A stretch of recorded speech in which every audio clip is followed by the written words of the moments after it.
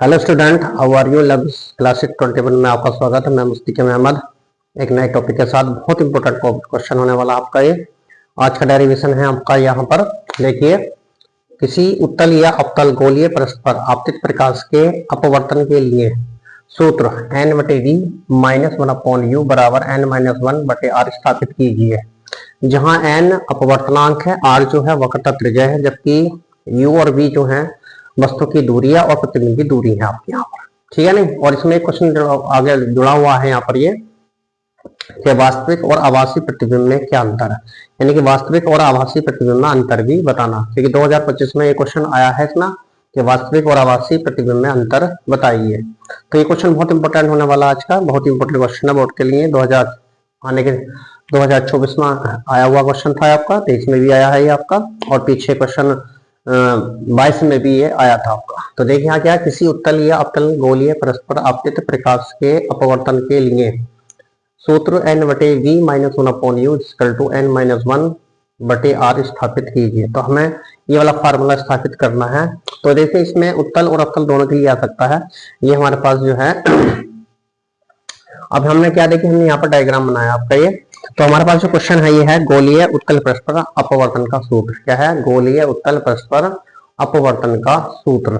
तो उसके लिए हम निकाल रहे हैं। तो देखिए, इसमें क्या है हमारे पास, एक एस पी, यानी कि देखो एस पी एस डैश, एक उत्तल गोलीय पृष्ठ है जो दो माध्यमों को अलग करता है। विरल माध्यम, यानी कि विरल माध्यम है, ये सघन माध्यम, यानी कांच का जो होता है वो सघन माध्यम होता है, जबकि वायु वाला जो होता है वो हमारा विरल माध्यम होता है। तो देखिए, इसमें जो माध्यमों को अलग करता है जिनके अपवर्तनांक क्रमशः n1 व n2 है। तो देखिए, विरल माध्यम का अपवर्तनांक है n1 और सघन माध्यम का अपवर्तनांक है n2। तो ये हमने वायु पर रखा हुआ है आपका इसमें। और इस गोलीय उत्तल जो हमारे पास उत्तल गोलीय पृष्ठ है, इसका ध्रुव P है, जबकि वक्रता केंद्र C है। इसकी मुख्य अक्ष है PC हमारे पास, P और C, ये मुख्य अक्ष है BC। इसकी मुख्य अक्ष BC पर, यानी कि बिंदु O, बिंदु वस्तु O स्थित है, और बिंदु O से जो किरण जा रही है आपकी, ये आपतित किरण है आपकी, ये बिंदु A पर मिलती है, यहाँ पर जाकर, और इसमें आकर A भी किरण जो आगे चली जाती है, अभिलंब की ओर झुक जाती है। जबकि AM हमारे पास लंब है आपका, अभिलंब है, जिसकी ऊंचाई हमारे पास क्या H है हमारे पास यहाँ पर। तो उसके बाद देखिए, इसमें जो एक किरण है आपकी, अपवर्तित किरण है आपकी, जो है हमारे की जैसे हमारे पास OA थी, आपतित किरण है OA।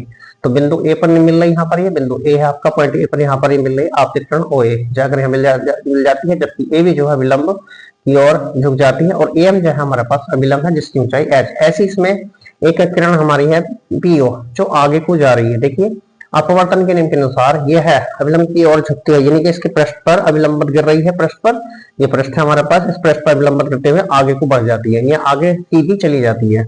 अब जब ये सीधी आगे चलाती है तो दो किरणें बनी हमारे पास AB, एक किरण हमारे पास है AB और दूसरी किरण है हमारे पास PQ। अब हम इन दोनों AB को और PQ को हम पीछे बढ़ाएंगे। जब हम इसे पीछे बढ़ाएंगे, ये बिंदु I पर मिलेगी। कहाँ मिलेगी? जब हमने इसको पीछे को लिया तो बिंदु I पर, पॉइंट I पर मिली, इसको मैंने भी छू लिया तो ये भी हमारे बिंदु I पर यहाँ पर मिली। अब ये जो I है, जो बिंदु I है हमारा, बिंदु O का आभासी प्रतिबिंब है। अब यहाँ पर जो है एक है आपतन कोण हमारे पास। क्या है हमारे पास? आपतन कोण। आपतन कोण हमारे पास, ये हमारे पास आपतन कोण यहाँ पर जो है, देखिए ये जो कोण है हमारे पास I बनना है यहाँ पर, ये वाला। ठीक है। तो अगर मैं आपतन कोण की बात करता हूँ यहाँ पर OAC, हमारे पास OAC जो है वो आपतन कोण, यहाँ से चलेंगे, यहाँ से OAC हमारे पास है, OAC इक्वल टू हमारे पास है I, आपतन कोण। अब एक है अपवर्तन कोण। क्या है आपका? अपवर्तन कोण। अपवर्तन कोण जो है यहाँ पर वो हमारा पास है बराबर, ये है हमारे पास A, या कहते हैं BAN। देखो, ये अपवर्तन कोण है हमारे पास, तो BAN बराबर यहाँ लिख सकते हैं हम, यहाँ पर BAN बराबर है R, ये हमारे पास हो गए। तो यहाँ पर जो है दोनों कोण हमारे पास मिल सके, I और R। I क्या है? अपतन कोण, जबकि R क्या है? वो अपवर्तन कोण है हमारे पास। यहाँ पर दोनों कोण मैंने यहाँ पर लिख सकते हैं, लिख लिए मैंने यहाँ पर। अब यहाँ से बस कंडीशन मेरी है, जब अब यहाँ से O बिंदु पॉइंट O से पॉइंट P की जो डिस्टेंस है वो है हमारे पास, लिख सकता हूँ यहाँ पर PO इक्वल टू है माइनस का U। ऐसे ही यहाँ पर PI जो हमारे पास ये है, यहाँ से P से I तक की दूरी जो है वो V है मेरे पास, तो इसे लिख सकते हैं PI बराबर हो जाएगा माइनस का V। ऐसे हमारे पास जो है पी से सी तक की दूरी जो है हमारे पास जो है वो पी सी बराबर है माइनस का आर। आर क्या है? वक्रता त्रिज्या है मेरे पास यहाँ पे, जबकि बी जो है वो प्रतिबिंब की स्थिति है हमारे पास, जबकि ओ जो है वो वस्तु की स्थिति है, जो बिंदु वस्तु यहाँ पर मुख्य अक्ष पर रखी हुई है। तो अब हमारे पास यहाँ कंडीशन ये है कि हमें सारे तीनों मान हमारे पास जो ऋणात्मक है, नेगेटिव है। क्यों? क्योंकि हमने लाइट की जो किरण जा रही है उसके अपोजिट डायरेक्शन में नापी है हमने। जब अब अपोजिट डायरेक्शन में जब इनको नापेंगे तो हमारे पास ये यू वी और आर के मान नेगेटिव लेंगे यहाँ पर। अब जब हमने ये चीज हमने ले लिया, अब हमारे पास जो देखिए त्रिभुज, अब यहाँ पर देखिए हमारा त्रिभुज है। अब हमारे पास जो है ये कौन है हमारे पास? आई। अब हमारे पास ओ, अगर मैं यहाँ पर त्रिभुज लेता हूँ ओ ए, यानी कि जो वही कोण है हमारे पास वो गामा है हमारे पास। तो अगर ओ सी ए हम लिख सकते हैं, या ओ ए सी कह सकते हैं, या हम लिख लीजिए अपना ओ सी ए। तो वही कोण है हमारे पास ओ सी है, ओ सी ले लेंगे यहाँ पर त्रिभुज ओ सी ए में हम चलेंगे यहाँ से ओ सी टी, यानी त्रिभुज हमारे पास ओ, ये ऐसे यहाँ पर ओ सी और ये वाला ऐसा करके, और ये पूरी डायरेक्शन यहाँ ये किरण जहाँ पर यहाँ मिल रही है यहाँ से, ये हमारे पास ओ सी ए है हमारे पास, ये वाला है। यहाँ से आ जाएंगे, ये ओ सी हुआ हमारे पास। तो ओ सी में जो है वाइस कोण है वो गामा है, और गामा जो होता है वाइस कोण, जो बाहर का बाह्य कोण जो होता है वो त्रिभुज के अंदर वाले दोनों कोणों के योग के बराबर होता है। अंदर के कोण है मेरे पास एक तो आई और एक कोण है मेरे पास एल्फा। तो ये हो जाएगा यहाँ पर gamma equal to alpha plus I. तो यहाँ से आई का मान निकाल लेंगे, आई बराबर हो जाएगा गामा माइनस एल्फा। ये क्वेश्चन हो जाएगी फर्स्ट आपकी। इसी प्रकार एंड त्रिभुज हमारे पास हुआ, ट्रायंगल है मेरे पास जिसमें ऐसी आई ए सी लेंगे, आई ए सी ये वाला, आई यहाँ से चलेगा आपका आई ए सी, ये दो त्रिभुज बनेगा आई सी है। तो वही कोण तो हमारा गामा ही है हमारे पास, ये वह कोण है बाहर का कोण है, तो ये अंदर के दो कोणों के योग के बराबर होगा। ये तो ये कोण हुआ मेरे पास आर यहाँ पर। तो मेरे पास है त्रिभुज आई ए सी में, हम यहाँ पर लगाएंगे आई ए सी में। तो आई ए सी में लगाएंगे आई सी ए या आई सी ए कह दीजिए, यहाँ पर हम ऐसे लिख सकते हैं आई सी ए में। तो गामा इक्वल टू हो जाएगा बीटा प्लस आर के बराबर। तो यहाँ से आर की वैल्यू निकालेंगे तो आर बराबर हो जाएगा गामा माइनस बीटा। ये क्वेश्चन हो जाएगी 2 आपकी यहाँ पर। तो हमने यहाँ पर आई और आर दोनों की वैल्यू यहाँ पर निकाल ली। अब यहाँ पर जब लगाएंगे स्नेल का नियम यूज करेंगे, यहाँ पर स्नेल के नियम से, स्नेल के नियम से, स्नेल का नियम होता है sine I upon sine R इसका होता है n2 बटे n1। n2 बटे n1 हो गया, यानी कि सघन माध्यम का जो अपवर्तनांक होता है सघन माध्यम में अपनांक और विलयन माध्यम के अपवर्तनांक के अनुपात को जो है अपवर्तनांक के बराबर होता, यानी कि n2 जो है सघन माध्यम का अपवर्तनांक है और जबकि n1 जो है वो विलयन माध्यम का अपवर्तनांक। हेयर यहाँ पर जो मेरे पास है हेयर n2 बटे n1 इसकल टू होता है n के बराबर, इसलिए मेरे पास क्या हो जाएगा sine I upon sine R is equal to हो जाएगा n मेरे पास। अब मान लीजिए सपोज लीजिए मेरा ये जो गोलीय पृष्ठ है वो ये इसका व्यास छोटा हो जाए, तो मेरे पास जो a है वो m के नजदीक हो जाए, a जो होगा उधर p के नजदीक होगा, यानी कि i और r छोटे हो जाएंगे। जब i और r छोटे होंगे तो हम इन्हें रेडियन में नापेंगे। अब जब रेडियन में नापेंगे तो मेरे पास हो जाएगा साइन i इसकल टू हो जाएगा i के, और साइन r इसकल टू हो जाएगा r के, इसलिए मेरे पास हो जाएगा i upon r is equal to हो जाएगा n, और यहाँ से i बराबर हो जाएगा n r। ये क्वेश्चन नंबर हो जाएगी मेरे पास 3 आपके यहाँ से। तो मेरे पास यहाँ से i व r के मान यहाँ पर निकल गए। अब क्या करूंगा मैं यहाँ से, जैसे i और r दोनों आए चलेंगे i व r के मान रखने पर, लिखेंगे यहाँ पर i व r के मान रखने पर, i व r के मान रख देंगे यहाँ पर। तो ये हो जाएगा i का मान जो मेरे पास है वो है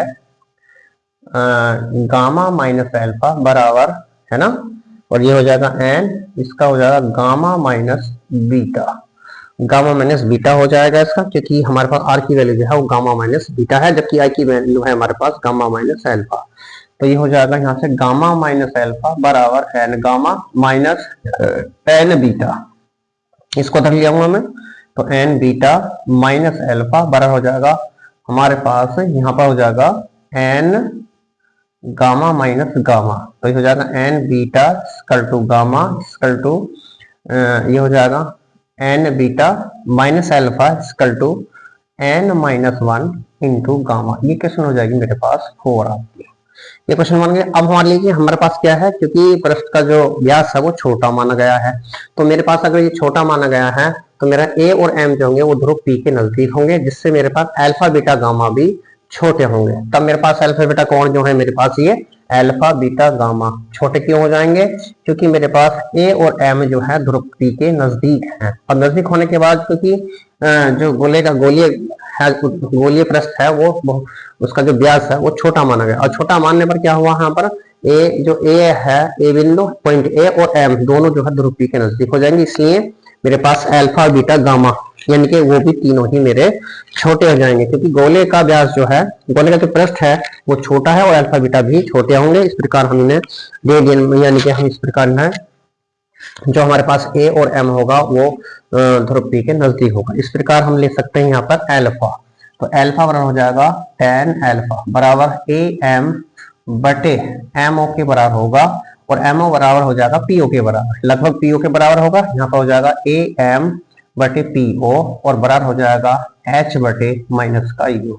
ऐसे ही बीटा बराबर हो जाएगा tan बीटा बराबर ए एम बटे हो जाएगा एम सी, और ये हो जाएगा सॉरी यहाँ पर हो जाएगा एम आई, क्या हो जाएगा आपका एम आई, और एम आई बराबर हो जाएगा ए एम बटे हो जाएगा पी आई के, और पी आई बराबर होता है माइनस बी के, तो एच बटे हो गया आपका माइनस का बी।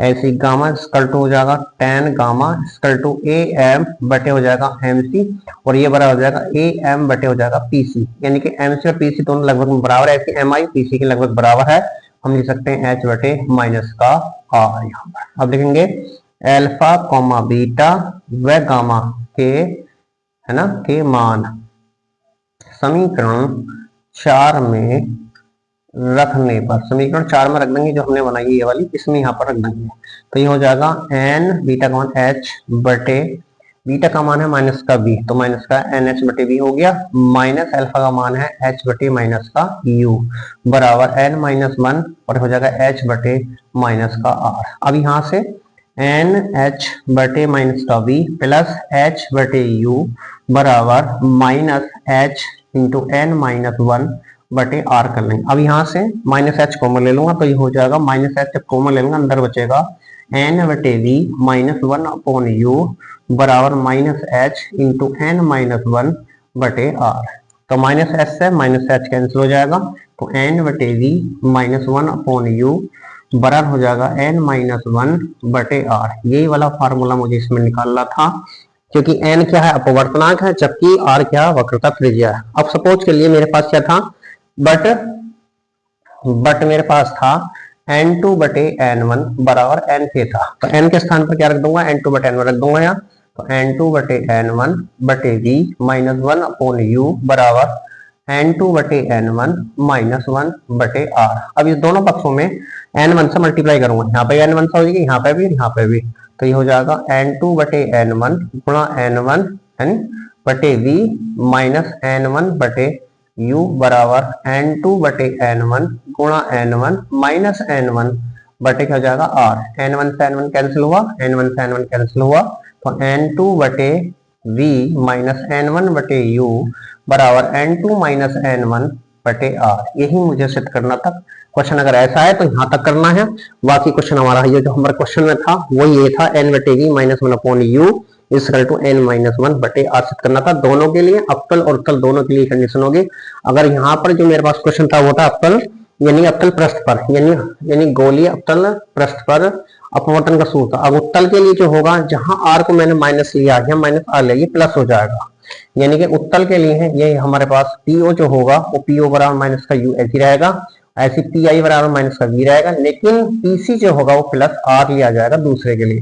बाकी सारी कैलकुलेशन ऐसे ही करनी है जैसे मैंने इसमें करी, इसी प्रकार से कैलकुलेशन इसमें करनी है। तो ये हमारे पास कंडीशन थी, बहुत इंपॉर्टेंट क्वेश्चन था आपका।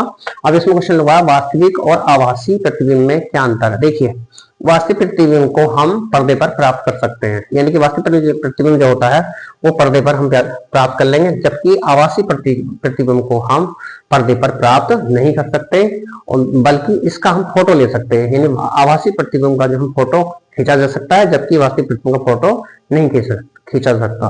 तो ये थी इसमें, यानी ये वास्तविक प्रतिबिंब में जो होता है दो किरणें आपस में कटान बिंदु प्राप्त हो, जबकि आभासी में कटान बिंदु प्राप्त नहीं होता। तो ये था क्वेश्चन हमारा, बहुत इंपॉर्टेंट था, बोर्ड के लिए ज्यादा क्वेश्चन आया हुआ है।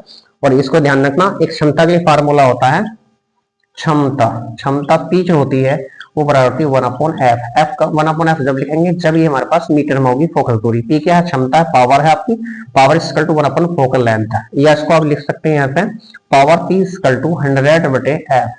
f यानी जब f सेंटीमीटर में होगी तब 100/p लिखेंगे।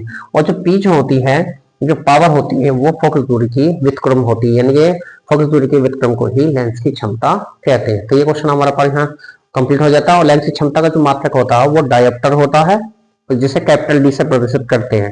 ठीक है, आज की वीडियो यहाँ पर कंप्लीट होती है। आपसे गुजारिश है कि हमारी वीडियो को लाइक करें, शेयर करें और सब्सक्राइबर करें और फ्रेंड को भी करें ज्यादा से ज्यादा। धन्यवाद।